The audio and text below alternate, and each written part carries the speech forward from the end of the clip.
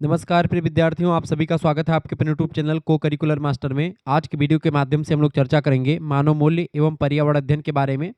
आपको बता दूं कि अभी 3 बजे से आपकी पेपर लगा हुआ है छत्रपति साहू जी महाराज कानपुर विश्वविद्यालय का मानव मूल्य एवं पर्यावरण अध्ययन का, यानी human values and environmental studies co-curricular course BA BSc BCom BBA BCA semester 2 के अंतर्गत आप देखेंगे human values and environmental studies के 100 क्वेश्चंस आने वाले हैं। आपको बता दूं कि कौन कौन से प्रश्न आने वाले हैं। इससे पहले मैंने शुक्ला एसडी पॉइंट पर एक लेक्चर दे दिया है और इस पे 2 दिन पहले एक लेक्चर ह्यूमन वैल्यूज का था, और आज फिर मैं इस लेक्चर को लेने जा रहा हूँ। यहाँ से बाहर आपकी परीक्षा में कुछ नहीं आने वाला। आप इस वीडियो को अंत तक जरूर देख लीजिएगा, ठीक है। बहुत ही जबरदस्त तरीके से चीज़ों को समझाने का प्रयास रहेगा। आइए बारीकी के साथ समझने का प्रयास करते हैं। कोई इशू नहीं है, सब कुछ यहीं से आने वाला है, ठीक है। आइए जानने का प्रयास करते हैं। चलिए, क्वेश्चंस पेपर में कुछ इस तरीके से आपको निर्देश दिए होंगे कि किस किस तरीके से आपको करना है। फिर उसके बाद में ऐसे क्वेश्चंस और आंसर अंग्रेजी और हिंदी दोनों भाषाओं में आपको मिलेंगे, ठीक है। मैं हिंदी में ज़्यादा कंफर्टेबल महसूस करता हूँ, इसलिए मैं हिंदी में पढ़ूंगा, लेकिन अंग्रेजी वाले बच्चे भी इधर देखते हुए चलेंगे। BA BSc BCom BSc AG BSc home science BBA BCA इन सभी के सेकंड सेमेस्टर में को करिकुलर कोर्स के रूप में ह्यूमन वैल्यूज एनवायरमेंटल स्टडीज शामिल है। बिना समय गंवाए पहला क्वेश्चन के बारे में चर्चा करते हैं। पहला क्वेश्चन है दोस्तों, निम्नलिखित में से कौन सा पारिस्थितिकी तंत्र का जैविक घटक नहीं है। देखिए, निम्नलिखित में से कौन सा पारिस्थितिकी तंत्र का जैविक घटक नहीं है इनमें से। तो पारिस्थितिकी तंत्र के जैविक घटक की अगर बात की जाए तो पौधे, बैक्टीरिया और जंतु, जिसमें जीवन रहता है उसको जैविक घटक, और जिसमें जीवन नहीं रहता है उसको अजैविक घटक के नाम से जानते हैं दोस्तों। तो इसमें जो वायु है ये एक प्रकार से ये अजैविक घटक है। वायु के अलावा जैसे जल हो गया, मिट्टी हो गई, ये सब भी अजैविक घटक है। चूंकि वायु निर्जीव होती है इसलिए जैविक घटक नहीं है, ये अजैविक घटक है। जबकि पौधे, जानवर, बैक्टीरिया बैक्टीरिया इन सभी में जीवन होता है। तो ये बायोटिक कंपोनेंट होते हैं इन्वायरमेंट के, इकोसिस्टम के, ठीक है। तो 2 घटक होते हैं दोस्तों पर्यावरण के, ठीक है, एक जैविक घटक और एक अजैविक घटक। क्लियर। आगे बढ़ते हैं। दूसरा क्वेश्चन आपका आ चुका है, खाद्य श्रृंखला में मनुष्य है। खाद्य श्रृंखला में मनुष्य क्या होता है। मनुष्य जो है प्राथमिक प्राथमिक एवं द्वितीयक उपभोक्ता के अंतर्गत मनुष्य आएगा, ठीक है। प्राथमिक एवं द्वितीयक उपभोक्ता के अंतर्गत कौन आएगा। मनुष्य प्राथमिक और द्वितीयक उपभोक्ता के अंतर्गत आता है। ऑप्शन नंबर इसका डी करेक्ट आंसर हो जाएगा। क्योंकि मनुष्य सर्वाहारी भी होता है, ठीक है, जहां फल और सब्जियां भी खाता है, तो प्राथमिक उपभोक्ता भी होता है, ठीक है। जब वो मांस खाता है तो प्राथमिक उपभोक्ता हो जाता है। केवल मांस खाएगा तो मतलब कि केवल मांस खाएगा तो द्वितीयक उपभोक्ता हो जाएगा। प्राथमिक उपभोक्ता जब वो फल और सब्जियां खाएगा तो प्राथमिक उपभोक्ता हो जाएगा। तो ये दोनों होता है, प्राथमिक और द्वितीयक दोनों दोनों उपभोक्ता है मनुष्य, ठीक है। तीसरा नंबर क्वेश्चन आपका आ चुका है, सबसे स्थिर पारिस्थितिकी तंत्र है। सबसे स्थिर पारिस्थितिकी तंत्र होता है दोस्तों समुद्र का। किसका। समुद्र का, ओशियन का, ठीक है। ये बात आप ध्यान रखेंगे, समुद्र जो होता है इसका सबसे स्थिर पारिस्थितिकी तंत्र होता है, ठीक है। दुनिया का सबसे बड़ा और सबसे स्थिर स्टेबल जो इकोसिस्टम है वो समुद्र होता है, क्योंकि यहाँ पर तापमान और रासायनिक संरचना सदियों तक एक मतलब कि एक जैसी रहती है, कम जल ज्यादा नहीं होती। 4 नंबर क्वेश्चन आपकी स्क्रीन पर आ चुका है। प्रश्न है, which of the following is the largest ecosystem of the earth. निम्नलिखित में से कौन सा पृथ्वी पर सबसे बड़ा पारिस्थितिकी तंत्र है। तो वो भी अपना क्या है, जीवमंडल ही होता है। अच्छा, इसमें से पूछा गया जल मंडल, बायोम, स्थल मंडल या जीवमंडल। देखिए, जल मंडल में केवल जल वाली चीजें आएंगी, तो ये उतना बड़ा नहीं होता। बायोम, जिसको बायोमंडल कह सकते हैं, ये भी उतना बड़ा नहीं होता। स्थल मंडल जो होता है इसमें भी सब अपने आप में ही है। लेकिन जीवमंडल के अगर अंतर्गत देखेंगे दोस्तों, जीवमंडल एक ऐसी संरचना है जहां कहीं पर भी जीव पाए जाते हैं वो सब जीवमंडल के अंतर्गत आता है। तो जलमंडल भी जीवमंडल के अंतर्गत आएगा, बायोम भी आएगा, स्थल मंडल भी आएगा। सारे मंडल जीवमंडल के अंतर्गत ही आते हैं, क्योंकि सभी में जीव पाए। तो बायोस्फीयर जो होता है सबसे बड़ा पृथ्वी पर पारिस्थितिकी तंत्र का घटक है, मतलब सबसे बड़ा ये है इकोसिस्टम। ऑप्शन नंबर इसका डी करेक्ट आंसर होगा। 5वां नंबर क्वेश्चन आपका आ चुका है, चिपको आंदोलन संबंधित है। 5वां नंबर दोस्तों, चिपको आंदोलन किससे संबंधित है दोस्तों। तो चिपको आंदोलन वन संरक्षण से रिलेटेड है। किससे। फॉरेस्ट कंजर्वेशन से। ऑप्शन नंबर इसका ए करेक्ट आंसर हो जाएगा, वन संरक्षण से रिलेटेड है, ठीक है। यह आंदोलन शुरू हुआ था दोस्तों 1970 के दशक में। उत्तराखंड तब उत्तर प्रदेश का ही हिस्सा हुआ करता था, वहीं पर शुरू हुआ था। एक व्यक्ति थे सुंदरलाल बहुगुणा जी, वो प्रमुख नेता थे इसकी। चिपको आंदोलन में होता यह था कि जैसे कोई व्यक्ति पेड़ को काटने जाता था तो पेड़ को पकड़ करके चिपका लेते थे, यानी कि पेड़ को गले से मिल लेते थे ताकि पेड़ को काटने से पहले मुझे आप काटो। तो ये जो भी थे चिपको आंदोलन के लोग, ये पेड़ों को कटने से बचने के लिए या उसको बचाने के लिए लिपट जाते थे, पेड़ों से पकड़ करके चिपक जाते थे। इसीलिए इस आंदोलन को चिपको आंदोलन कहा गया। 6ठा नंबर क्वेश्चन आपका आ चुका है दोस्तों, जैव विविधता का के विनाश का कारण है। जैव विविधता के विनाश बताएं। जैव विविधता के विनाश का कारण इनमें से क्या है। जैव विविधता के विनाश का कारण इनमें से क्या है दोस्तों। देखिए, प्राणियों के प्राकृतिक वास की कमी है, बिल्कुल है। पर्यावरणीय प्रदूषण बढ़ रहा है, इसके अलावा वनों का विनाश भी हो रहा है। ये सारी चीज़ें जैव विविधता के विनाश के कारण में शामिल हैं। ऑप्शन नंबर इसका डी लगा देंगे, उपरोक्त तो सभी करेक्ट आंसर हो जाएगा। 7वां क्वेश्चन से दोस्तों, विश्व जैव विविधता दिवस कब मनाया जाता है? विश्व जैव विविधता दिवस कब मनाया जाता है दोस्तों, फटाफट से आप बताएंगे। विश्व जैव विविधता दिवस कब मनाया जाता है? तो 22 मई को मनाते हैं। ऑप्शन नंबर इसका बी करेक्ट आंसर हो जाएगा। 22 मई को विश्व जैव विविधता दिवस के रूप में मनाया जाता है। ये बात आप ध्यान रखेंगे। क्लियर, आगे बढ़ते हैं। अगला 8वां नंबर क्वेश्चन आपका आ चुका है, विश्व पृथ्वी दिवस कब मनाया जाता है? विश्व पृथ्वी दिवस की अगर बात की जाए तो 22 अप्रैल को पृथ्वी दिवस के रूप में मनाते हैं। ये ऑप्शन करेक्ट आंसर हो जाएगा। पर्यावरण संरक्षण के दृष्टिकोण से अगर देखेंगे, ठीक है, उसी का समर्थन करने के लिए हर साल 22 अप्रैल को पूरी दुनिया में पृथ्वी दिवस के रूप में मनाते हैं। और इसकी जो मनाने की शुरुआत हुई है 1970 के दशक से शुरू हुई है। ऑप्शन नंबर इसका जो है ए करेक्ट आंसर हो जाएगा। 9 नंबर क्वेश्चन आपका आ चुका है, प्रश्न which of the following is a renewable source of energy? निम्नलिखित में से कौन सा ऊर्जा का अक्षय स्रोत है? अक्षय माने ऐसा स्रोत जो कि खत्म ना हो कभी, ठीक है, उसको बोलते हैं जल विद्युत ऊर्जा। ये कभी भी खत्म नहीं हो सकती है। अक्षय ऊर्जा का मतलब होता है ऐसी ऊर्जा जो कभी खत्म ना हो। बहते पानी से बनाई गई जो बिजली होती है दोस्तों, जिसको आप हाइड्रो इलेक्ट्रिक पावर कहते हैं, उसको बार बार आप इस्तेमाल कर सकते हैं। जबकि कोयला या गैस से जो आप देखते हैं जब बिजली बनाते हैं तो वो खत्म हो जाता है, ठीक है। अगला क्वेश्चन, अब तो थोरियम से बिजली बनाने का जो प्रकरण है भारत में बहुत जोरों शोरों से चल रहा है। अगर ये हो गया तो दुनिया में भारत जो होगा नंबर 1 पर पहुंच जाएगा, क्योंकि बिजली से सारा काम होता है।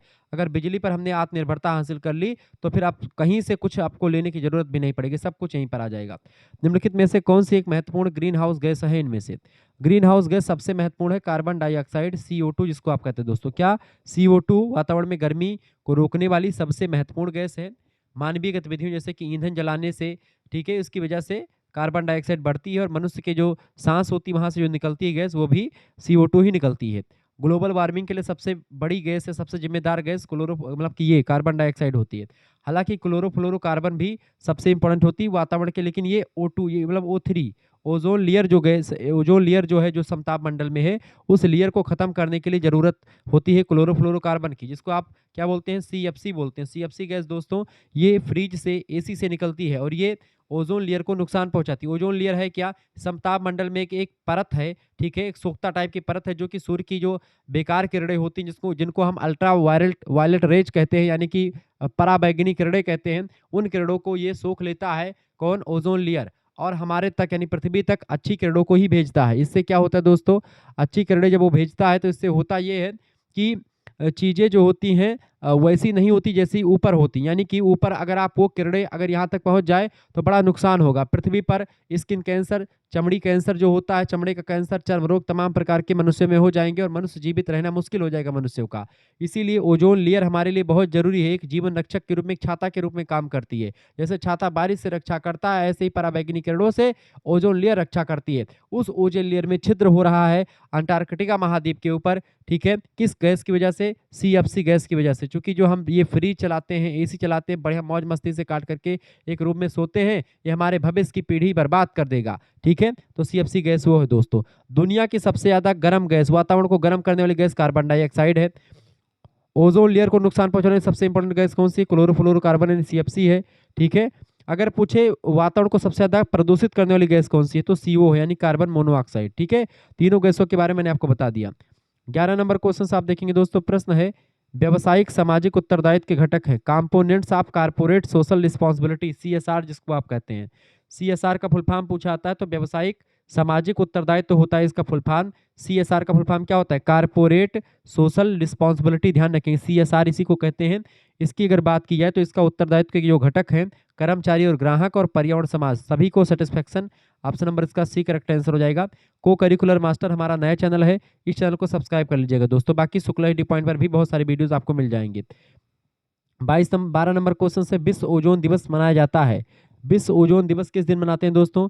विश्व ओजोन दिवस 16 सितंबर को मनाते हैं। ए ऑप्शन करेक्ट आंसर हो जाएगा। 16 सितंबर को ओजोन परत सूर्य की हानिकारक पराबैंगनी किरणों से हमारी रक्षा करता है और उसी के संरक्षण के लिए एक प्रोटोकॉल रखा गया था, मॉन्ट्रियल प्रोटोकॉल, जिसकी मतलब कि जो है नाम था मॉन्ट्रियल प्रोटोकॉल की याद में दोस्तों, मॉन्ट्रियल प्रोटोकॉल की याद में हर 16 सितंबर को जो है ओजोन परत जो है दिवस मनाते हैं, विश्व ओजोन दिवस के रूप में मनाते हैं, ठीक है। एक चीज ध्यान रखेंगे, अगर आपको PDF नोट्स प्राप्त करने हैं पीडीएफ नोट्स अगर आपको प्राप्त करने हैं तमाम सारे पीडीएफ, कम से कम 5 से 6 प्रैक्टिस सेट आपको मिल जाएंगे, यानी 5 से 600 क्वेश्चंस आपको मिल जाएंगे ऑब्जेक्टिव वाले। तो जिनको भी जुड़ना है तुरंत जो है आप प्राप्त कर सकते हैं 9984, ठीक है, 039 139, इस नंबर पर आप व्हाट्सएप पर एसएमएस कर दीजिएगा। क्या एसएमएस करेंगे दोस्तों, इस नंबर पर आप अपना नाम एसएमएस कर दीजिएगा, अपनी यूनिवर्सिटी का नाम, अपने सब्जेक्ट नेम लिख करके भेज दीजिएगा। अगर आप बीए में है दोस्तों तो आपके लिए 100 रुपये फीस है। बीए में इसलिए 100 रुपये फीस है क्योंकि बीए के सभी सब्जेक्ट का आपको नोट्स मिल जाएगा, geography, polity, Hindi, history, Sanskrit सभी का मिल जाएगा, जो है ऑब्जेक्टिव का भी और लिखने वाला भी, सब कुछ मिल जाएगा, ठीक है। छत्रपति साहू जी महाराज कानपुर विश्वविद्यालय का तो ऑब्जेक्टिव होता है, उसके लिए तो इंपॉर्टेंट है ही, बाकी सभी विश्वविद्यालय के लिए सिद्धार्थ यूनिवर्सिटी, कपिलवस्तु, दीनदयाल उपाध्याय गोरखपुर विश्वविद्यालय, एमजेपी अरुबरेली, रोहिलखंड, मासा कुमारी सहारनपुर, राजा महेंद्र प्रताप सिंह स्टेट यूनिवर्सिटी, राम मनोहर लोहिया औद्ध विश्वविद्यालय, वीर बहादुर सिंह पूर्वांचल, महात्मा गांधी काशी विद्यापीठ, जननायक चंद्रशेखर बलिया विश्वविद्यालय, महाराजा सुहेलदेव आजमगढ़ विश्वविद्यालय, डॉक्टर भीमराव अम्बेडकर आगरा विश्वविद्यालय, बुंदेलखंड यूनिवर्सिटी झांसी लखनऊ विश्वविद्यालय, प्रोफेसर रज्जू भैया स्टेट यूनिवर्सिटी, चौधरी चरण सिंह मेरठ विश्वविद्यालय, सभी विश्वविद्यालय के लिए महत्वपूर्ण है दोस्तों। अगर आप बीए में है तो आपके लिए 100 रुपये फीस लगेगा, इसी 100 रुपये फीस में सेकंड सेमेस्टर का सब कुछ आपको मिल जाएगा, ठीक है। अगर आप केवल बी मतलब कि केवल बीएससी बीकॉम या BBA BCA BSc G BSc home science के हैं तो केवल को करिकुलर का ही human values and environmental studies का आपको पीडीएफ मिलेगा। उसकी फीस मात्र 100 रुपये मतलब 50 रुपये रखी गई है। 50 रुपये में आपको सभी सब्जेक्ट मतलब कि ये क्या नाम है को करिकुलर वाले सब्जेक्ट का आपको मिल जाएगा। तो आपके लिए बड़ा बेस्ट है ये, तो आपको 50 रुपये मिल जाएगा। बाकी आप सीरीज खरीदते हैं तो आपका महंगा पड़ता है, अगर आप हमसे जुड़ते हैं तो मात्र 50 रुपये में आपको पीडीएफ मिल जाएगा, कम से कम 5 से 600 क्वेश्चन की, जो पिछले कई वर्षों के क्वेश्चन पेपर होंगे, ठीक है। और विथ आंसर शीट, यानी आंसर शीट भी नीचे लगी रहेगी। आइए आगे बढ़ते हैं बिना समय गवाए और चीज़ों को आगे बढ़ने का प्रयास करते हैं। 13 नंबर क्वेश्चन है, भगवत गीता किसके द्वारा लिखी गई दोस्तों। तो भगवत गीता जो लिखी गई है महर्षि वेदव्यास के द्वारा लिखी गई है, ठीक है। ऑप्शन नंबर इसका ए करेक्ट आंसर हो जाएगा। धार्मिक ग्रंथों के अनुसार आप देखते हैं महाभारत और श्रीमद् भगवत गीता, ये दोनों के रचयिता महर्षि वेदव्यास ही हैं। क्यों महर्षि वेदव्यास हैं, क्योंकि भगवत गीता जो है वो महाभारत का एक अंश है। महाभारत के भीष्म पर्व से भगवत गीता निकला है, ये बात आप ध्यान रखेंगे, ठीक है। तो इसमें कुरुक्षेत्र के युद्ध में कृष्ण अर्जुन को समझाते हैं और उपदेश देते हैं, उसी उपदेश का संकलन है श्रीमद् भगवत गीता में। दुनिया के सबसे प्रसिद्ध ग्रंथ माना जाता है ये रामचरितमानस, श्रीमद् भगवत गीता, ये सब बहुत प्रसिद्ध ग्रंथ है। निम्नलिखित में से कौन सा मानव मूल्यों के बारे में सही नहीं है इनमें से। देखिए शांति मानव मूल्य है, ईमानदारी भी मानव मूल्य है, प्रेम भी मानव मूल्य के अंतर्गत आएगा, संदेह कोई मानव मूल्य नहीं दोस्तों। तो ऑप्शन नंबर इसका करेक्ट आंसर क्या लगा देंगे, डी ऑप्शन लगा देंगे। आगे बढ़ते हैं 15 नंबर क्वेश्चन। प्रश्न है निम्नलिखित में से कौन सा साइबर अपराधों से संरक्षण देता है। साइबर अपराधों से संरक्षण कौन देता है दोस्तों। साइबर अपराधों से आप देखेंगे, देखिए आईटी अधिनियम 2000 ये भी आपको जो है संरक्षण देता है, साइबर सुरक्षा अधिनियम ये भी देता है, और साइबर कानून ये सब जो है हमको आईटी एक्ट 2000 भारत का प्राथमिक कानून है जो साइबर अपराधों से निपटाता है। लेकिन साइबर कानून और साइबर सुरक्षा मिल करके डिजिटल दुनिया में हमारी सुरक्षा करते हैं। करेक्ट आंसर क्या हो जाएगा, डी ऑप्शन, उपरोक्त सभी इसका राइट आंसर होगा। अगला 16 नंबर क्वेश्चन आपका आ चुका है। निम्नलिखित में से कौन भारत के मिसाइल मैन के नाम से जाने जाते हैं। तो भारत के मिसाइल मैन के नाम से जाने जाते हैं डॉक्टर एपीजे अब्दुल कलाम को मिसाइल मैन ऑफ इंडिया के नाम से जानते हैं। भारत के 11वें राष्ट्रपति थे ये, ठीक है। अग्नि, पृथ्वी ऐसी मिसाइलों को बनाने में इन्हीं की भूमिका रही है, इसीलिए इनको मिसाइल मैन कहा जाता है। 17 नंबर क्वेश्चन आपका आ चुका है दोस्तों। प्रश्न विंग्स ऑफ फायर पुस्तक किसने लिखी है। तो इन्होंने ही लिखी, डॉक्टर एपीजे अब्दुल कलाम साहब ने लिखी है। ऑप्शन नंबर इसका बी करेक्ट आंसर हो जाएगा, विंग्स ऑफ फायर, यानी अग्नि की जो है उड़ान बोल सकते हैं इसको हिंदी में। लेकिन इन्होंने एक प्रकार से उनके बचपन से लेकर के भारत के महान वैज्ञानिक और राष्ट्रपति बनने तक के सफर का वर्णन जो है विंग्स ऑफ फायर में लिखा है। विंग्स ऑफ फायर इनकी आत्मकथा के रूप में आप ले सकते हैं, बी ऑप्शन करेक्ट आंसर हो जाएगा। 18 नंबर क्वेश्चन से निर्णयन प्रक्रिया के महत्वपूर्ण चरण होते हैं। निर्णयन प्रक्रिया के महत्वपूर्ण चरण इनमें से कौन से होते हैं। निर्णयन प्रक्रिया डिसीजन मेकिंग जिसको अंग्रेजी में कहते हैं दोस्तों, इसके जो है कई चरण होते हैं। बेसिकली 5 या 4 चरण आप इसमें मान सकते हैं। तो आप ए या बी में से कोई एक लगा सकते हैं, 5 चरण या 4 चरण मान सकते हैं, ठीक है। मुख्य रूप से 5 ही चरण माने जाते हैं। जैसे पहली बात है क्या, 5 चरण आप मान लीजिए, ए ऑप्शन करेक्ट आंसर हो जाएगा। सबसे पहली बात है क्या क्या करेंगे दोस्तों, समस्या की पहचान करेंगे, पहली बात। दूसरा है विकल्पों की खोज करेंगे। तीसरा क्या, विकल्पों का मूल्यांकन करेंगे। चौथा क्या है, सर्वोत्तम विकल्प का चयन करेंगे। फिर उसके बाद में आप परिणाम की जांच करेंगे। ये 5 चरणों के द्वारा निर्णय की प्रक्रिया संपन्न होती है, ठीक है। डिसीजन कोई लिया जाता है तो 5 चरणों के द्वारा ही लिया जाता है। सबसे पहले क्या करेंगे, कोई समस्या है, उस समस्या को पहचानेंगे, फिर उस समस्या के विकल्प खोजेंगे, फिर विकल्पों का मूल्यांकन करेंगे, ठीक है। उस समस्या को कैसे निदान पाया जाए, फिर सर्वोत्तम विकल्प चुनेंगे जो सबसे अच्छे तरीके से समस्या को खत्म कर पाए, फिर परिणाम की जांच करेंगे और फिर उसके बाद में चीजें संपन्न होंगी। 19 नंबर क्वेश्चन से व्यावसायिक सामाजिक जिम्मेदारी के कितने प्रारूप हैं। 19 नंबर व्यावसायिक सामाजिक जिम्मेदारी सीएसआर, सोशल क्या है? कारपोरेट सोशल रिस्पॉन्सिबिलिटी, इसके कितने प्रारूप होते हैं? तो दोस्तों इसके 4 प्रारूप होते हैं। ऑप्शन नंबर इसका सी करेक्ट आंसर होगा, 4 मॉडल होते हैं। कैरोल नाम के एक विद्वान हैं, या कैरोल के एक सिद्धांत के अकॉर्डिंग अगर देखें तो सीएसआर के कितने स्तर होते हैं? 4 स्तर होते हैं। पहला होता है आर्थिक स्तर, दूसरा होता है कानूनी स्तर, तीसरा होता है नैतिक स्तर, चौथा होता है परोपकारी वाला स्तर। ये 4 स्तर के द्वारा ही हम सामाजिक व्यावसायिक रिस्पॉन्सिबिलिटी को जानते हैं, समझते हैं। ठीक है, आगे बढ़ते हैं और भी चीज़ों को समझने का प्रयास करते हैं। 20 नंबर क्वेश्चन से दोस्तों प्रश्न, वायु प्रदूषण के 2 स्रोत इनमें से कौन से हैं? देखिए, प्राकृतिक स्रोत भी वायु प्रदूषण के लिए जिम्मेदार है और मानव निर्मित स्रोत, दोनों से जो है होता है। ऑप्शन नंबर इसका सी लगा देंगे, बिल्कुल राइट आंसर है सी, ऑप्शन 20 का। 21 नंबर क्वेश्चन आप देखेंगे दोस्तों, जल का पीएच मान कितना होता है? जल का पीएच मान शुद्ध जल का 7 पीएच मान होता है। शुद्ध जल का कितना होता है? पीएच मान 7 होता है। ठीक है, शुद्ध जल जो होता है नेचुरल होता है, और 7 से कम पीएच मान अम्लीय होता है, एसिडिक होता है, और 7 से अधिक पीएच मान अगर हो जाएगा तो क्षारीय हो जाएगा। ठीक है, ये बात आप ध्यान रखेंगे। अगला 22 नंबर क्वेश्चन आपका आ चुका है, व्यावसायिक सामाजिक जिम्मेदारी के प्रारूप हैं, यानी सीएसआर के प्रारूप। सीएसआर के प्रारूप में आप देखेंगे आर्थिक और वैधानिक, नैतिक और परोपकारी, 4 मैंने आपको बताए थे 4 लेवल होते हैं। सी ऑप्शन लगा दीजिएगा, ये चारों होते हैं। ठीक है, सीएसआर का इसका सी ऑप्शन करेक्ट आंसर हो जाएगा दोनों। 23 नंबर क्वेश्चन है, शाकाहारी को क्या कहा जाता है? शाकाहारी को प्राथमिक उपभोक्ता यानी कि प्राइमरी कंज्यूमर्स कहते हैं। ए ऑप्शन करेक्ट आंसर होगा, क्योंकि शाकाहारी जो जीव होते हैं सीधे तौर पर पौधों को खाते हैं, यानी उत्पादकों को खाते हैं। प्राथमिक उत्पादक को प्राथमिक उपभोक्ता खाता है। जैसे एक मनुष्य एक मतलब गेहूं खाता है, या फिर जो है पालक का साग खाता है, या एक बकरी जो है घास को चरती है, तो ये सब जो है ये सीधे तौर पर प्राथमिक उपभोक्ता होते हैं, क्योंकि ये सीधे तौर पर जो भोजन स्वयं बनाते हैं उनको खा लेते हैं, ये अपना भोजन खुद नहीं बनाते हैं। ठीक है, खाद्य श्रृंखला के पहले उपभोक्ता माने जाते हैं। ठीक है, शाकाहारी। 24 नंबर क्वेश्चन आपका आ चुका, पारिस्थितिकी तंत्र बनता है। पारिस्थितिकी तंत्र बनता है दोस्तों किससे? खाद्य श्रृंखला से और खाद्य जाल दोनों से बनता है। सी ऑप्शन लगा देंगे, both. Both, A and B दोनों करेक्ट आंसर हो जाएगा। 25 नंबर क्वेश्चन आपका आ चुका है। 25 नंबर क्वेश्चन क्या है दोस्तों, फटाफट से आप देखेंगे। प्रश्न है, खाद्य श्रृंखला प्रारंभ होती है। खाद्य श्रृंखला प्रारंभ होती कहाँ से? खाद्य श्रृंखला जो है प्रकाश संश्लेषण से प्रारंभ होती है। ऑप्शन नंबर इसका बी करेक्ट आंसर होगा, फोटोसिंथेसिस। फोटोसिंथेसिस एक क्रिया होती है, इसके द्वारा क्या होता है, पौधे अपना भोजन बनाते हैं, और भोजन जब बना देते हैं तो वही प्राथमिक उत्पादक जो होते हैं अपना भोजन जब स्वयं बनाते हैं, कार्बन डाइऑक्साइड को लेते हैं और जल को लेते हैं, और उसके बाद में निकालते क्या है? निकालते हैं दोस्तों क्या? O2, ऑक्सीजन गैस रिलीज करते हैं। 26 नंबर क्वेश्चन आपका आ चुका है, खाद्य श्रृंखला में सम्मिलित होते हैं। खाद्य श्रृंखला में दोस्तों क्या सम्मिलित होते हैं? खाद्य श्रृंखला में उत्पादक सम्मिलित होते हैं जो अपना भोजन स्वयं बनाते हैं, जैसे घास फूस हो गया। उपभोक्ता में जैसे मांसाहारी, शाकाहारी, सर्वाहारी, ये 3 उपभोक्ता शामिल हो जाते हैं। अपघटक जो शरीर को जला मतलब शरीर को एकदम से विघटित कर देते हैं, जैसे कि आप किसी को दफनाते तो हड्डियाँ उड्डियाँ सब खा करके एकदम खत्म कर देते हैं। ठीक है, छोटे छोटे जो जीव होते हैं वो अपघटक कहलाते हैं, जो पूरी बॉडी को सड़ा गला करके खत्म कर देते हैं। तो ये खाद्य श्रृंखला इन तीनों से मिलकर के बनती है। ए ऑप्शन करेक्ट आंसर हो जाएगा। बैक्टीरिया और कवक को अपघटक कहा जाता है। मृत जीवों को मिट्टी में मिलाने का काम अपघटक ही करते हैं। ठीक है, कहते नहीं कि माटी के दहिया माटी में मिल जाई, तो ये अपघटक ही मिलाता है माटी के दहिया माटी में। अगला 27 नंबर क्वेश्चन आपका आ चुका है दोस्तों। प्रश्न है, निम्नलिखित में से कौन सा प्रकार स्वामी विवेकानंद की शिक्षा में योगदान को दर्शाता है? 27 नंबर, निम्नलिखित में से कौन सा प्रकार स्वामी विवेकानंद के शिक्षा में योगदान को दर्शाता है? तो व्यक्ति निर्माण के लिए शिक्षा, सी ऑप्शन करेक्ट आंसर हो जाएगा, एजुकेशन ऑफ मैन मेकिंग। ठीक है, विवेकानंद जी का मानना था कि शिक्षा का उद्देश्य केवल जानकारी देना नहीं बल्कि चरित्र का निर्माण करना होता है, और मनुष्य के भीतर की जो पूर्णता है, आंतरिकता है, उसको बाहर निकालना होता है। ठीक है, अगला 28 नंबर क्वेश्चन आपका आ चुका है दोस्तों, फटाफट से आप देखेंगे। प्रश्न है, स्वामी विवेकानंद के शिष्य। स्वामी विवेकानंद किसके शिष्य थे? रामकृष्ण परमहंस के शिष्य थे। ऑप्शन नंबर इसका बी करेक्ट आंसर हो जाएगा। आगे बढ़ते हैं, 29 नंबर क्वेश्चन से, स्वामी विवेकानंद के अनुसार शिक्षा का लक्ष्य होना चाहिए।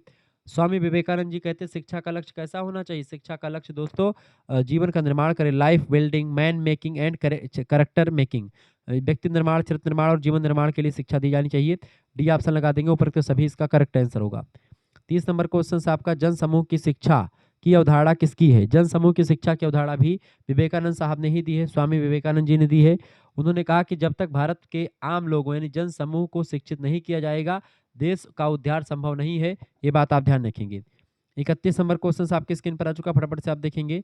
31 नंबर क्वेश्चन से दोस्तों, स्वामी विवेकानंद पर भाषण के लिए प्रसिद्ध थे, किस पर? तो इन्होंने धर्म की विश्व संसद हुई थी 1893 में शिकागो में, वहीं पर भाषण दिया था, उसी के लिए प्रसिद्ध हो गए थे भारत में और दुनिया में प्रसिद्ध हो गए थे। ठीक है, 31 नंबर करेक्ट आंसर क्या हो जाएगा?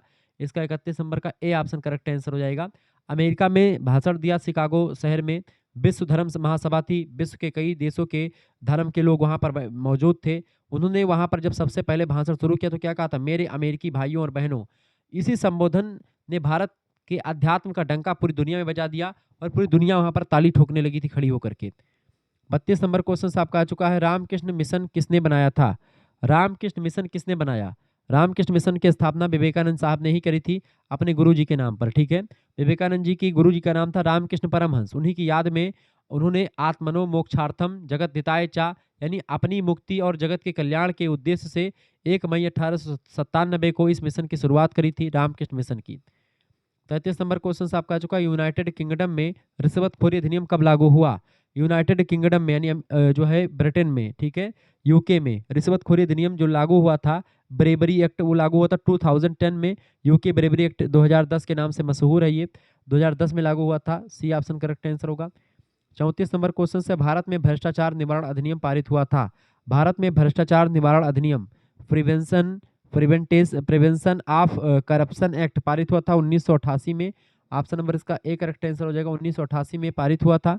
यह कानून कर्मचारियों के बीच भ्रष्टाचार और रिश्वतखोरी को रोकने के लिए बनाया गया था। 35 नंबर क्वेश्चन आपका आ चुका है, निम्नलिखित में से कौन सा सोशल मीडिया साइट से संबंधित नहीं है? देखिए, फेसबुक सोशल मीडिया साइट है, व्हाट्सअप भी है, इंस्टाग्राम भी है। इंटरनेट कोई सोशल साइट नहीं है, तो ऑप्शन नंबर इसका डी लगा देंगे। ये कोई सोशल साइट नहीं दोस्तों, ये सोशल साइट्स को चलाने का एक माध्यम होता है, ठीक है। एक बुनियादी नेटवर्क है जो जिससे सारे जो है इंस्टाग्राम, फेसबुक, ये सब चलते हैं, व्हाट्सअप। निम्नलिखित में से कौन सी अमेरिका की सोशल मीडिया कंपनी है इनमें से? देखिए, अमेरिका की सोशल मीडिया कंपनी इनमें से कौन सी दोस्तों? देखिए, अमेरिका की ही तो सारी कंपनियां हैं, चाहे वो आप ट्विटर ले लो, चाहे फेसबुक ले लो, इंस्टाग्राम ले लो, व्हाट्सअप ले लो, ठीक है, कोई भी आप ले लो, यहाँ तक कि आप यूट्यूब ले लो, सब अमेरिका का ही है। ऑप्शन नंबर डी लगा देंगे उपयुक्त सभी। 37 नंबर क्वेश्चन से, भारत में वायु गुणवत्ता सूचकांक कितने सूचकों पर मापा जाता है, बताएंगे? भारत में वायु गुणवत्ता सूचकांक जो है, जो एयर क्वालिटी इंडेक्स है, AQI, ये मापा जाता है 8 स्तरों पर। ऑप्शन नंबर इसका सी करेक्ट आंसर हो जाएगा। 8 मानक हैं इसके, प्रदूषकों के आधार पर जो है 8 आधार इसके बनाए गए हैं, PM10, PM 2.5, या फिर NO2, SO2, CO2, CO3, NH3 यानी अमोनिया और PB, इन सभी को मापा जाता है वायु की गुणवत्ता में, ठीक है, ध्यान रखेंगे। तो 8 मानक होते हैं। 38 नंबर क्वेश्चन आपका आ चुका है, निम्नलिखित में से कौन से प्रदूषक वायु गुणवत्ता सूचकांक में नापे जाते हैं? तो कौन से नापे जाते हैं दोस्तों? ये सब नापे जाते हैं, मैंने आपको बता भी दिया था कौन कौन से। CO, O2, O3 यानी ozone layer, PM 2.5, NH3, PM10, PB, NO2, SO2, ये सारे मापे जाते हैं। 3, 3, 6, 2, 8 ये हो गया। ऑप्शन नंबर इसका डी करेक्ट आंसर हो जाएगा। 39 नंबर क्वेश्चन से दोस्तों, वायु गुणवत्ता सूचकांक की कौन सी दर मानव स्वास्थ्य को सबसे अधिक प्रभावित करती है, बताएंगे? फटाफट से आप बताने का प्रयास करेंगे। वायु गुणवत्ता सूचकांक की कौन सी दर मानव स्वास्थ्य को सबसे अधिक प्रभावित करती है? तो है 401 से लेकर के 500 के बीच की जो है वायु गुणवत्ता सूचकांक की दर है, सबसे अधिक प्रभावित करती है, ठीक है। ये बात ध्यान रखेंगे। इसका मतलब है कि श्रेणी बड़ी गंभीर है और जो स्वस्थ लोगों को भी बीमार कर सकती है, ऐसा वहाँ का जो है वायु गुणवत्ता सूचकांक है। 401 से 500 एकदम खतरा वाला। 40 नंबर क्वेश्चन से, निम्नलिखित में से कौन से प्रदूषक स्मोक के कारक हैं, बताएं? स्मोक के कारक हैं इनमें से, देखें, इंसिनरेटर व वाहनों के से उत्सर्जन, दोनों से एक प्रकार से ऐसा होता है। इंसिनरेटर व वाहनों से उत्सर्जन दोनों जो होता है, ये प्रदूषक स्मोक के कारक हैं। ऑप्शन नंबर इसका सी करेक्ट आंसर हो जाएगा दोस्तों। स्मोक शब्द मतलब होता है धुआं, ठीक है, और कोहरा, इनसे मिलकर के स्मोक बनता है। वाहनों से निकलने वाले धुएं, औद्योगिक कचरा जलाने वाली भट्टियां और पराली जलाने से निकलने वाली गैसों, इन सभी के रासायनिक मेल से क्या बनता है, इसी को स्मोक कहा जाता है।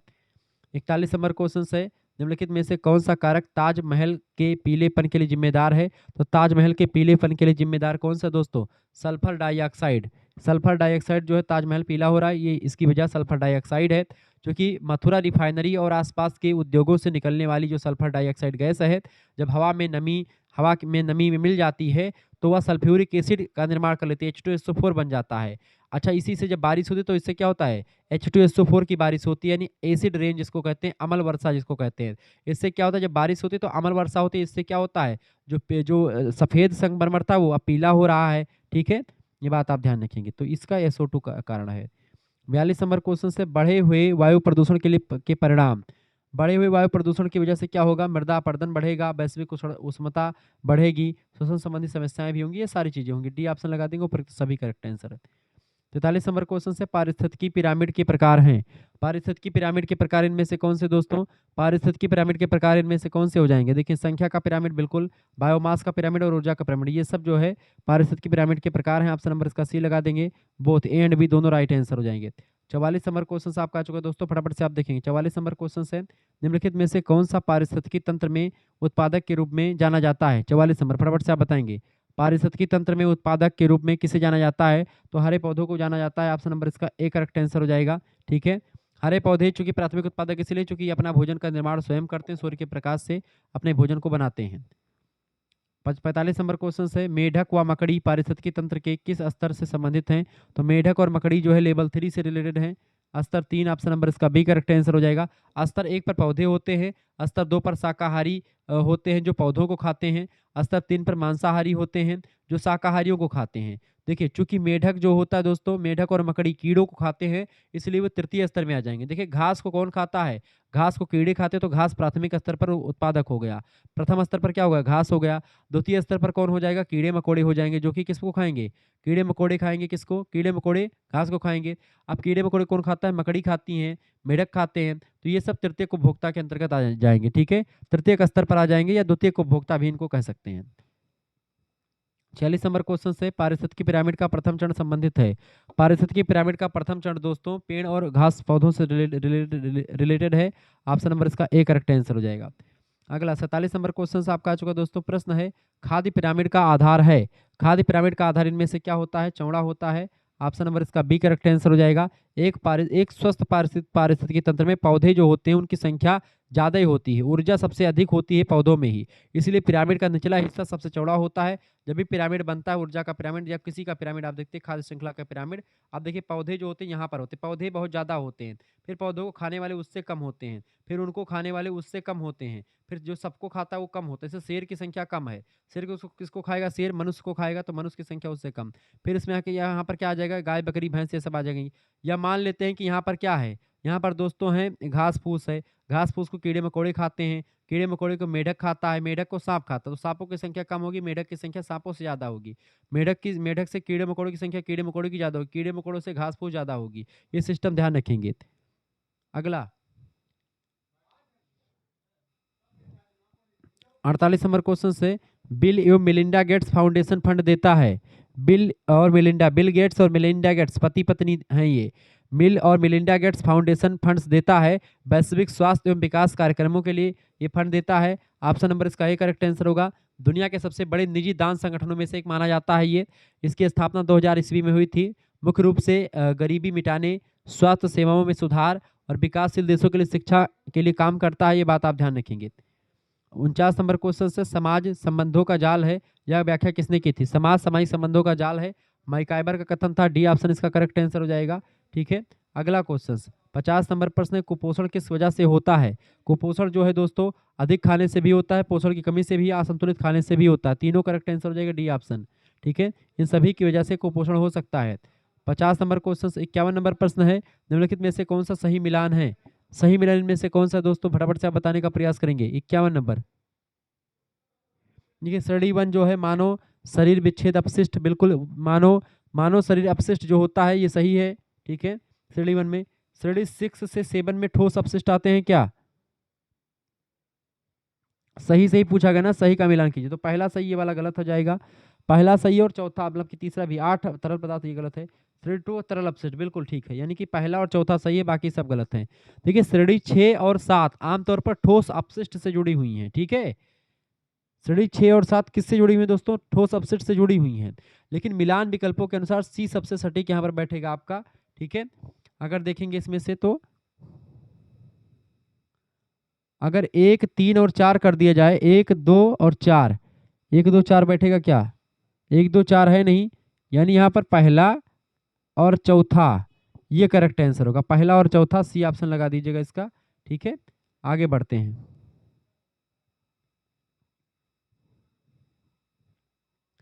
52 नंबर क्वेश्चन आपका, विश्व जल दिवस मनाया जाता है। विश्व जल दिवस 22 मार्च को मनाते हैं दोस्तों, 22 मार्च को। Option number C correct answer हो जाएगा। 22 मार्च को मनाते ताजे पानी के महत्व और जल संरक्षण के प्रति जागरूकता फैलाने के लिए संयुक्त राष्ट्र के द्वारा हर साल 22 मार्च को यह दिवस मनाया जाता है। 53 नंबर क्वेश्चन से निम्नलिखित में से कौन सा मानव विकास सूचकांक का भाग है? मानव विकास सूचकांक का भाग इनमें से क्या? ह्यूमन डेवलपमेंट इंडेक्स इसको आप कहते हैं। जीवन प्रत्याशा, ज्ञान, शिक्षा, आय, इन सभी को इसमें शामिल करते हैं। जीवन प्रत्याशा, ज्ञान कितना, आय कितनी, इसमें जो है ये सब चीजें शामिल की जाती है। मानव विकास सूचकांक में जीवन की प्रत्याशा देखी जाती है, जीवन जीने की इच्छा कितनी है आपकी, ज्ञान कितना है और आय कितनी है, इन सभी को मापा जाता है। 54 नंबर क्वेश्चन आपका आ चुका दोस्तों। 54 नंबर प्रश्न, जनसंख्या के वितरण को प्रभावित करने वाले कारक कौन से हैं? 54 नंबर फटाफट से आप बताएंगे। जनसंख्या के वितरण को प्रभावित करने वाले कारक इनमें से कौन से हैं दोस्तों? देखिए, भौगोलिक कारक, आर्थिक कारक और सामाजिक और सांस्कृतिक कारक, ये तीनों कारक हैं। ये बात आप ध्यान रखेंगे। लोग वहीं रहना पसंद करते हैं दोस्तों, ठीक है, जहां जलवायु अच्छी होती है, जहां यानी भौगोलिक कारक, ठीक है, जहां रोजगार हो यानी आर्थिक कारक ही हो गया, जहां पर सामाजिक सुरक्षा हो, सांस्कृतिक सुरक्षा हो, समृद्धि हो, वो तो ये सभी चीजें यानी कि करेक्ट आंसर इसका क्या हो जाएगा? डी ऑप्शन लगा दीजिएगा, सभी। अगला क्वेश्चन आप देखेंगे 55 नंबर प्रश्न दोस्तों, संतुलित आहार से क्या तात्पर्य है? संतुलित आहार का क्या मतलब होता है? जिसमें कई प्रकार के खाद्य पदार्थ हो, बिल्कुल ठीक बात है। दैनिक प्रोटीन की आवश्यकता पूरी करता हो, जो डेली जरूरत हो आपको सारी पूरी करता हो। दैनिक ऊर्जा ग्रहण में वसा का भाग 20 से 30% अधिक ना हो, बिल्कुल 20 से 30% एक दिन में वसा जरूरत है, उससे ज़्यादा नहीं होती है। यह जनसंख्या को पोषण की कमी से बचाता है, बिल्कुल बचाता है। यानी ये सारी चीज़ें जो है संतुलित आहार से ही रिलेटेड है। 1 2 3 4 कहीं पर दिया है, डी ऑप्शन में दिया, लगा दीजिएगा। आगे बढ़ते हैं, 56 नंबर क्वेश्चन है, पारिस्थितिकी स्थिर अवस्था है, यह स्लोगन यानी कि यह नारा निम्नलिखित में से किससे संबंधित है? बताएंगे। पारिस्थितिकी स्थिर अर्थव्यवस्था है, इस किसने कहा था? ये नारा का किस आंदोलन का है? चिपको आंदोलन का है दोस्तों ये नारा। चिपको आंदोलन के प्रणेता सुंदरलाल बहुगुणा जी ने दिया था। चिपको आंदोलन की शुरुआत 1973 में उत्तराखंड, जो उस समय उत्तर प्रदेश का ही हिस्सा हुआ करता था, वहीं पर पेड़ों को काटने के बचाने के लिए इस आंदोलन को शुरू किया गया था। पेड़ों को पकड़ करके चिपका लिया जाता था, ठीक है, ताकि कोई उसको काट ना पाए। अपने प्राणों की आहुति दे देते थे लोग, प्राणों की मतलब कि पेड़ काटने बचाने के लिए पेड़ को।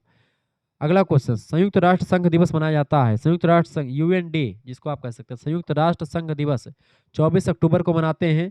ऑप्शन नंबर इसका एक करेक्ट आंसर हो जाएगा। 24 अक्टूबर 1945 को संयुक्त राष्ट्र की स्थापना हुई थी, द्वितीय विश्व युद्ध समाप्त हुआ था, उसके बाद में स्थापना हुई थी इसकी, और इसी डेट को ही हर साल मनाया जाता है। 58 नंबर क्वेश्चन से, विश्व पृथ्वी दिवस 2022 का विषय क्या था? विश्व पृथ्वी दिवस 2022 का विषय था दोस्तों क्या? अपने ग्रह में निवेश करें। ऑप्शन नंबर इसका ए करेक्ट आंसर होगा, अपने ग्रह में निवेश करें, ठीक है।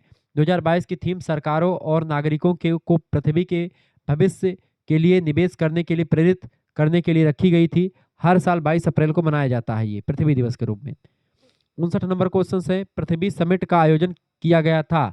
पृथ्वी समिट, अर्थ समिट जिसको आप कहते हैं, इसका आयोजन किया गया था दोस्तों यूएनसीडी के द्वारा, यानी कि अंकटाड मतलब कि किसके द्वारा किया गया था? United Nations conference of environment and development, इसका पूरा नाम है यूएनसीईडी। यूएनसीईडी यूएनसीईडी यूएनसीईडी, इसका पूरा नाम क्या है? यूएनसीईडी का फुल फॉर्म क्या है दोस्तों? United nation conference on environment and development. 1922 में रियो डी जेनेरियो, जो ब्राजील का एक शहर है, वहीं पर पृथ्वी समिट यानी अर्थ समिट हुआ था, ठीक है। आगे बढ़ते हैं, डब्ल्यूएचओ का फुल फॉर्म क्या है? वर्ल्ड हेल्थ ऑर्गेनाइजेशन, ध्यान रखेंगे परीक्षा में आता है। 60 नंबर क्वेश्चन से, रियो समिट संबंधित है दोस्तों, बताएंगे रियो समिट किससे संबंधित है? 60 नंबर प्रश्न, रियो समिट किससे संबंधित है दोस्तों? तो रियो समिट जो है जैव विविधता पर सम्मेलन से रिलेटेड है। ऑप्शन नंबर इसका ए करेक्ट आंसर हो जाएगा। 1992 के रियो सम्मेलन में जैव विविधता पर कन्वेंशन हुआ, CBD पर हस्ताक्षर किया गया था, ठीक है, ताकि प्रकृति और जीवों की विविधता को बचाया जा सके। ए ऑप्शन करेक्ट आंसर हो जाएगा इसका। आगे देखिए, 60 नंबर क्वेश्चन आपका आ चुका है दोस्तों। 60 नंबर क्वेश्चन आपका आ चुका है, फटाफट से आप देखिए 61 नंबर क्वेश्चन। प्रश्न है वायु गुणवत्ता। प्रश्न है 61 नंबर, 2014 में भारत में लॉन्च किया गया लोगों को वायु गुणवत्ता के बारे में सूचित करने के लिए एक प्रभावी प्रसार उपकरण इनमें से कौन सा है? तो एक प्रभावी उपचार कौन सा है इनमें से? राष्ट्रीय वायु गुणवत्ता सूचकांक। ऑप्शन नंबर बी में दिया है नेशनल एयर क्वालिटी इंडेक्स, इसको कहते हैं। भारत सरकार के स्वच्छ भारत अभियान के तहत एक रंग एक संख्या एक विवरण के उद्देश्य से इसको शुरू किया गया था। आगे बढ़ते हैं, 62 नंबर क्वेश्चन से दोस्तों, कैरोल मॉडल के अनुसार कारपोरेट सामाजिक उत्तरदायित्व के 4 स्तर कौन कौन से हैं? कैरोल मॉडल के अनुसार CSR के जो 4 स्तर है दोस्तों, परोपकारी, आर्थिक, सामाजिक और नैतिक, के 4 स्तर होते हैं। डी ऑप्शन में दिया परोपकारी, आर्थिक, सामाजिक और नैतिक, ठीक है, इसका डी ऑप्शन बिल्कुल राइट है। Philosophical, economic, social and ethical. अगला 63 नंबर क्वेश्चन से पारिस्थितिकी में ऊर्जा का प्रवाह। पारिस्थितिकी में ऊर्जा का प्रवाह, एनर्जी का फ्लो हमेशा एक दिशीय होता है दोस्तों, ठीक है, वन डायमेंशनल होता है, एक दिशीय होता है। इसका ए ऑप्शन करेक्ट आंसर हो जाएगा। ऊर्जा हमेशा सूर्य से पौधों, पौधों से जानवरों, जानवरों से उसके ऊपर वाले जानवरों में, इस तरीके से जाती हैं, ठीक है। सूर्य से यह कभी वापस सूर्य में नहीं जाती है, यानी एक दिशा में ही बहती रहती है। 64 नंबर क्वेश्चन से विश्व स्वास्थ्य दिवस एक वैश्विक स्वास्थ्य जागरूकता दिवस है जो प्रत्येक वर्ष कब मनाया जाता है? तो वर्ल्ड हेल्थ डे, विश्व स्वास्थ्य दिवस 7 अप्रैल को मनाते हैं दोस्तों। ऑप्शन नंबर इसका डी करेक्ट आंसर हो जाएगा। 1948 में विश्व स्वास्थ्य संगठन WHO की स्थापना हुई थी, ठीक है, WHO की स्थापना हुई थी, इसीलिए इसी डेट को मनाते हैं दोस्तों, ये बात आप ध्यान रखेंगे। क्लियर, आगे बढ़ते हैं। 65 नंबर क्वेश्चन से भारतीय संविधान में कौन सा अनुच्छेद स्वास्थ्य के अधिकार की गारंटी देता है? तो अनुच्छेद 21 जो होता है स्वास्थ्य के अधिकार की गारंटी देता है। ऑप्शन नंबर इसका ए करेक्ट आंसर होगा। हालांकि संविधान में अलग से स्वास्थ्य का अधिकार नहीं लिखा है, लेकिन सुप्रीम कोर्ट ने कई फैसलों में कहा है कि जीवन के अधिकार यानी जीवन जीने का अधिकार अनुच्छेद 21 के तहत बताया गया है। उसमें सम्मानजनक जीवन और स्वास्थ्य का अधिकार भी इसी के अंतर्गत इंक्लूड है, शामिल है। 66 नंबर क्वेश्चन से दोस्तों प्रश्न है प्रदर्शन पर्यावरण प्रदर्शन सूचकांक 2022 में भारत का रैंक कौन सा रहा? देखिए 180वीं रैंक पर रहा पर्यावरण में भारत, ठीक है, 180 देशों से पीछे रहा है, ये बात ध्यान रखेंगे। 2022 की रिपोर्ट आई थी, भारत को 180 देशों की सूची में सबसे निचले पायदान पर, 180 देश ही उसमें शामिल थे, और सबसे निचले पायदान पर अपने इंडिया को रखा गया था, जिस पर भारत सरकार ने कड़ी आपत्ति जताई भी थी, क्योंकि ये एक प्रकार से सही डाटा नहीं था कहीं ना कहीं पे, ठीक है। 67 नंबर क्वेश्चन आपका आ चुका है। एसडीजी से क्या तात्पर्य है? एसडीजी का मतलब होता है सस्टेनेबल डेवलपमेंट गोल्स, ठीक है। सस्टेनेबल डेवलपमेंट गोल्स को एसडीजीज कहा जाता है। संयुक्त राष्ट्र ने 2015 में 17 लक्ष्य को निर्धारित किया था जो 2030 तक पूरा करने थे। इसमें 17 लक्ष्य डिसाइड किए गए थे सरकार के द्वारा, ठीक है। इनका उद्देश्य था गरीबी को मिटाना, शांति और पृथ्वी की रक्षा करना, ये सब सतत विकास लक्ष्य के अंतर्गत ही शामिल था। आगे बढ़ते हैं।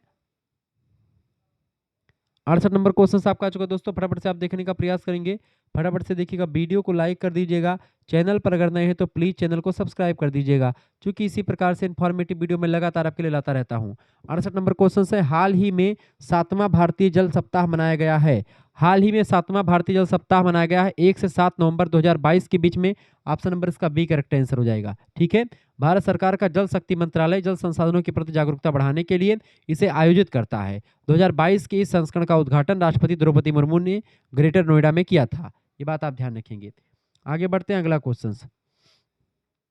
69 नंबर क्वेश्चन आपका आ चुका दोस्तों। 69 नंबर प्रश्न है ऊष्मीय प्रदूषण के स्रोत हैं। ऊष्मीय प्रदूषण थर्मल पॉल्यूशन के स्रोत इनमें से कौन से हैं? देखिए पावर प्लांट्स, शीत वन, औद्योगिक प्रवाह, ये सब जो होते हैं ऊष्मीय प्रदूषण के स्रोत हैं। ऑप्शन नंबर डी लगा देंगे उपयुक्त, तो सभी इसका करेक्ट आंसर हो जाएगा। यानी ऊष्मीय प्रदूषण के स्रोत में पावर प्लांट्स भी आ जाएंगे, शीत वन भी आ जाएंगे और औद्योगिक प्रवाह भी आ जाएंगे। जब कारखानों या पावर प्लांट में गर्म पानी सीधे नदियों या जलाशयों में छोड़ दिया जाता है तो पानी का तापमान इससे बढ़ जाता है, जिससे जलीय जीवों जो होते हैं मर जाते हैं, ऑक्सीजन मिलने में कठिनाई होती है उनको। तमाम सारी मछलियां मर गई गंगा की। गंगा में एक विशेष प्रकार का जीव रहता था जो गंगा नदी के पानी को साफ रखता था। गंगा में इतनी ज़्यादा एक प्रकार से प्रदूषण आ गया कि वहाँ के जीव नष्ट होने लगे। तो ये सब चीज़ें जो हैं बड़ी घातक होती हैं। 70 नंबर क्वेश्चन आपका आ चुका दोस्तों। समुदाय की विशेषताएं इनमें से कौन सी हैं? समुदाय की विशेषताएं देखेंगे, हम की भावना, समान भौगोलिक सीमाएं, ये दोनों विशेषताएं किसकी हैं? समुदाय की विशेषताएं ही हैं। सी ऑप्शन इसका राइट आंसर हो जाएगा। आगे बढ़ते हैं। 71 नंबर क्वेश्चन है विश्व पर्यावरण दिवस कब मनाया जाता है? विश्व पर्यावरण दिवस की बात की दोस्तों तो 5 जून को विश्व पर्यावरण दिवस के रूप में मनाते हैं, ठीक है। 5 जून को विश्व पर्यावरण दिवस मनाते हैं। 1972 में स्टॉकहोम सम्मेलन में इसकी मनाने की शुरुआत हुई थी। 1974 में पहली बार मनाया गया था, ये बात ध्यान रखेंगे। 72 नंबर क्वेश्चन से विश्व प्रसन्नता सूचकांक 2022 में किस देश ने प्रथम स्थान सुरक्षित किया? तो विश्व प्रसन्नता सूचकांक की अगर बात की जाए दोस्तों, वर्ल्ड हैप्पीनेस इंडेक्स आया था 2022 में, उसमें फिनलैंड देश जो था नंबर 1 पर था। फिनलैंड जो था वो नंबर 1 पर आ गया था। फिनलैंड लगातार कई वर्षों से दुनिया का सबसे खुशहाल देश बना हुआ है। यह रिपोर्ट सतत विकास समाधान नेटवर्क SDSN के द्वारा जारी की जाती है, उसके द्वारा जो है फिनलैंड नंबर 1 पर था। 73 नंबर क्वेश्चन है निम्नलिखित में से किसका जलवायु परिवर्तन पर सीधा प्रभाव नहीं पड़ता है? जलवायु परिवर्तन पर नाइट्रिक ऑक्साइड का प्रभाव नहीं पड़ता है, बाकी सरफेस ओजोन का, ब्लैक कार्बन एरोसोल का, सल्फेट और नाइट्रेट एरोसॉल्स का, इन सभी का प्रभाव पड़ता है। जबकि जो है जो है इसका प्रभाव नहीं पड़ता। सल्फेट, एरोसोल का ब्लैक कार्बन और ओजोन सीधे तौर पर पृथ्वी के तापमान को प्रभावित करते हैं, जबकि नाइट्रिक ऑक्साइड नहीं करता है, नाइट्रिक ऑक्साइड। 74 नंबर क्वेश्चन से पर्यावरण पर राष्ट्र संघ सम्मेलन, जिसे पृथ्वी समिट से भी जाना जाता है, कहाँ पर हुई थी ये? 74 नंबर पर्यावरण पर संयुक्त राष्ट्र सम्मेलन, जिसे पृथ्वी समिट के नाम से जानते हैं, वो कहाँ पर हुई थी? रियो डी जेनेरियो, जो ब्राजील का एक शहर है, वहीं पर हुई थी। ए ऑप्शन इसका करेक्ट आंसर हो जाएगा। 1992 में हुआ था। एजेंडा 21 के नाम से भी इसको जानते हैं, ये बात ध्यान रखेंगे।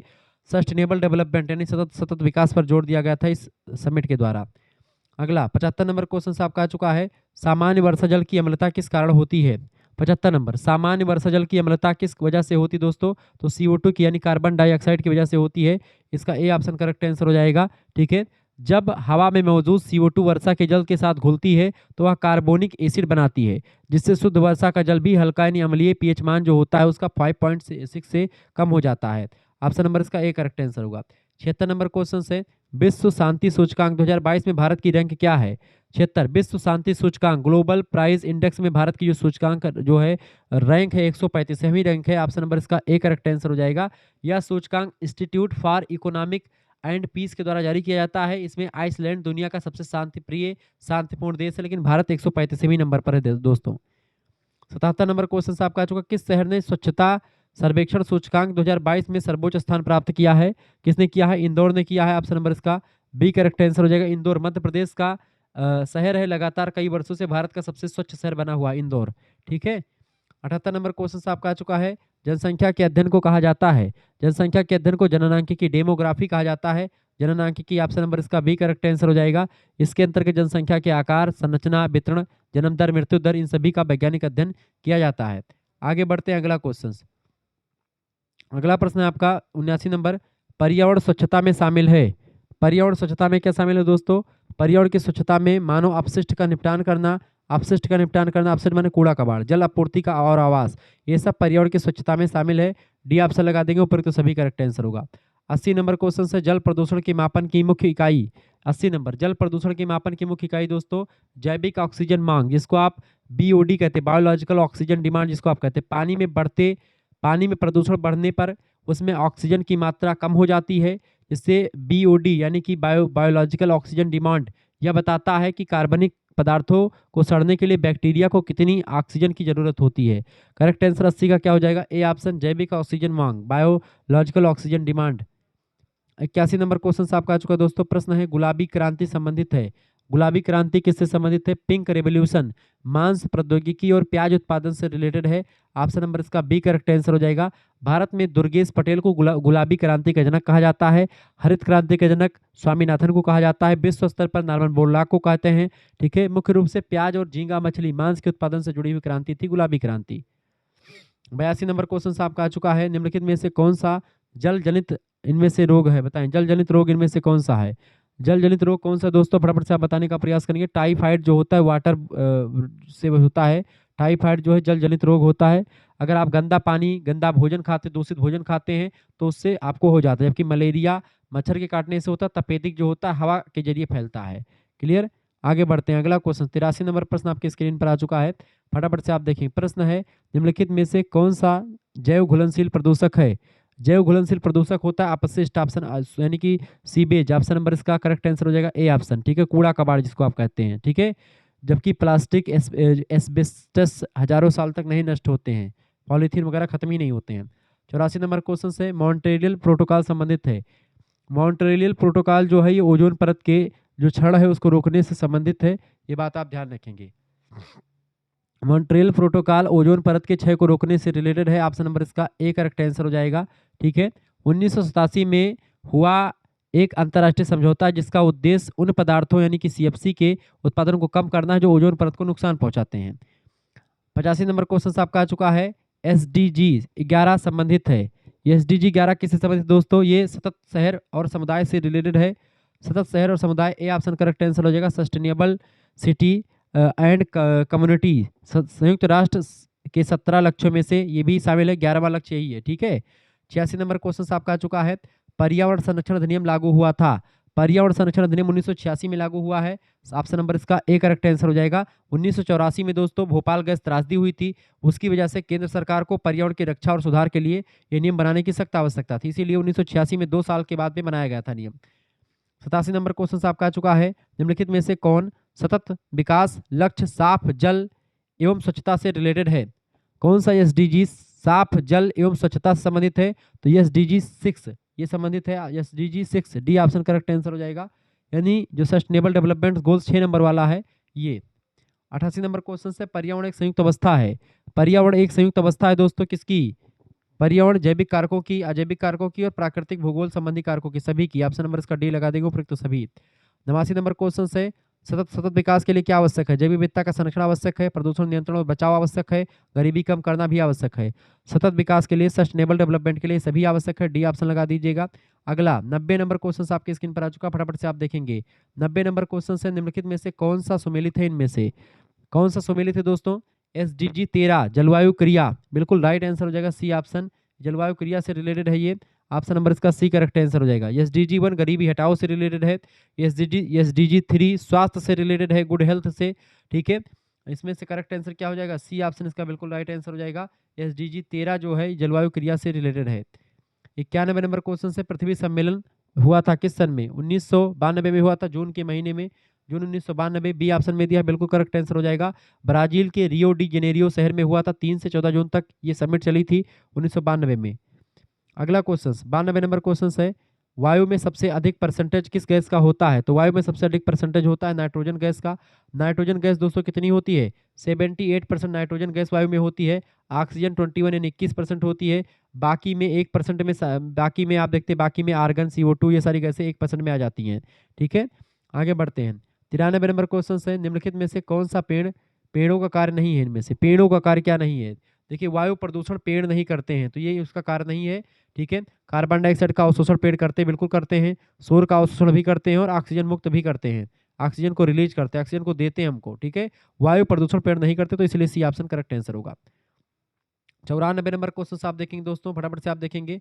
प्रश्न है राष्ट्रीय green tribunal, NGT, national green tribunal जिसको आप कहते हैं अंग्रेजी में, एनजीटी का फुल फॉर्म पूछा जाता है कभी कभी। एनजीटी का फुल फॉर्म होता है नेशनल ग्रीन ट्रिब्यूनल। अगर आपने यह वीडियो देख लिया दोस्तों, तो आपका अभी जो पेपर 3 बजे से लगा हुआ है उसके लिए बहुत ही बेस्ट है, ये बात ध्यान रखेंगे। बाकी सभी विश्वविद्यालय के लिए मोस्ट इंपॉर्टेंट लेक्चर है।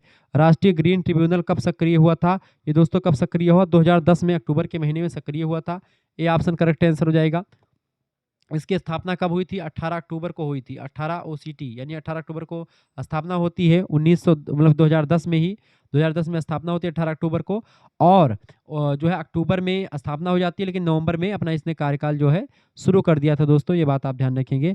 अक्टूबर 2010 से कार्यकाल शुरू हो गया था, ठीक है,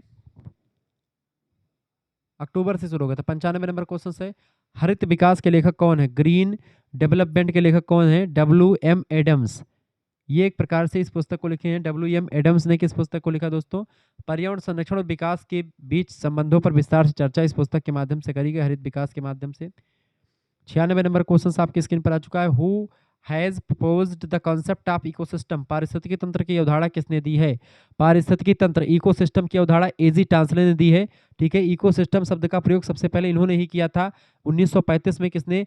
आर्थर टांसले ने। एजी टांसले पूरा नाम है इनका, मतलब शॉर्ट नाम है, और आर्थर टांसले पूरा नाम है। भौतिक पर्यावरण के बीच संबंधों को दर्शाते हैं एजी टांसले। ऑप्शन नंबर इसका ए करेक्ट आंसर हो जाएगा, ठीक है। और इकोलॉजी शब्द का प्रयोग अर्नेस्ट हैकल ने किया था। दोनों प्रश्न ध्यान रखेंगे, ठीक है। इकोसिस्टम यानी कि पारिस्थितिकी तंत्र की अवधारणा किसने दी है? एजी टांसले ने दी है, ठीक है। कब दी दोस्तों? 1935 में दी। लेकिन अगर आपसे पूछे कि इकोलॉजी शब्द का प्रयोग किसने किया है, ठीक है, यानी इकोलॉजी यानी पारिस्थितिकी शब्द के बारे में सबसे पहले किसने बताया है? तो बताया किसने? किसने बताया दोस्तों? अर्नेस्ट हैकल। अर्नेस्ट हैकल ने बताया, ठीक है, वो चीज इकोलॉजी वाला। लेकिन इकोसिस्टम प्रश्न क्या है? तो एजी टांसले लगेगा। अगला 97 नंबर क्वेश्चन है, निम्नलिखित में से कौन सा सुमेलित है? इनमें से बताएंगे कौन सा सुमेलित है दोस्तों। 97 नंबर, इनमें से कौन सा सुमेलित है? तो देखिए उत्पादक पौधे, बिल्कुल उत्पादक पौधे होते, बिल्कुल सुमेलित है। उपभोक्ता कवक होते नहीं, उत्पादक बैक्टीरिया होते नहीं, उपभोक्ता पौधे होते नहीं, उपभोक्ता नहीं होते, पौधे उत्पादक होते हैं। ये ऑप्शन करेक्ट आंसर हो जाएगा, ठीक है। 98 नंबर क्वेश्चन से पर्यावरण के जैविक घटक कौन से हैं? पर्यावरण के जैविक घटक दोस्तों, पर्यावरण के जैविक घटक यानी biotic component of environment. Right answer हो जाएगा उत्पादक, उपभोक्ता, आप घटक, ये तीनों जो होते हैं ये पर्यावरण के जैविक घटकों में शामिल है कि तापमान, मृदा, ठीक है, वायु, जल, ये सब आपके अजैविक घटक है पर्यावरण के। डी ऑप्शन इसका करेक्ट आंसर हो जाएगा।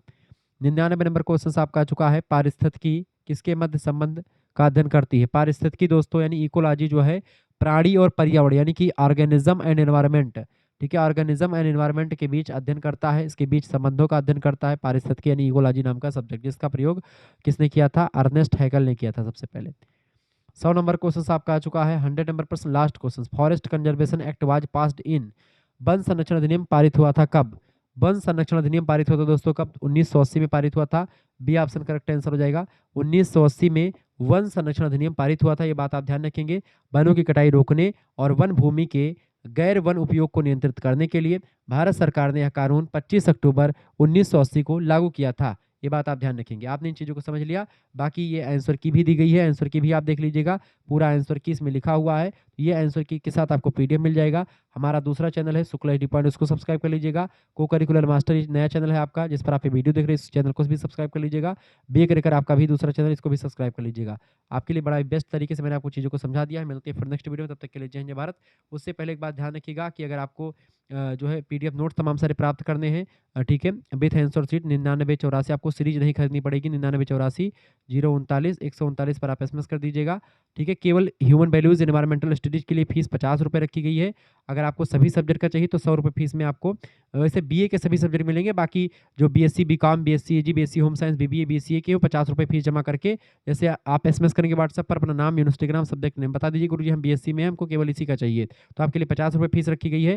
लेकिन जो बच्चे बीए में हैं उनको सभी सब्जेक्ट का मिल जाएगा, व्हाट्सएप ग्रुप पे भी जोड़ा जाएगा उनको, बीए वाले बच्चों को। उनकी फीस 100 रुपये है। 100 रुपये में आपको geography, polity, Hindi, history, Sanskrit सभी का ऑब्जेक्टिव भी और लिखित भी, जैसा आप चाहेंगे वैसा आपको सभी को पीडीएफ नोट्स मिल जाएगा। आप पढ़ लीजिएगा आसानी से, कोई सीरीज या कोई किताब खरीदने की आपको जरूरत नहीं पड़ेगी। मिलते हैं फिर नेक्स्ट वीडियो में, तब तक के लिए जय हिंद जय भारत। आप सभी का बहुत बहुत धन्यवाद। हमारे से जुड़ने के लिए इसी प्रकार से अपना प्यार दुलार हमेशा बना रखेंगे। वीडियो को लाइक कर दीजिएगा, चैनल पर नए हैं तो प्लीज चैनल को सब्सक्राइब कर दीजिएगा, ठीक है। सभी लोग शुक्ला एचडी पॉइंट चैनल को सब्सक्राइब करेंगे, को करिकुलर को सब्सक्राइब करेंगे, और हमारा दूसरा चैनल है बीए कर उसको भी सब्सक्राइब कर लीजिएगा। धन्यवाद।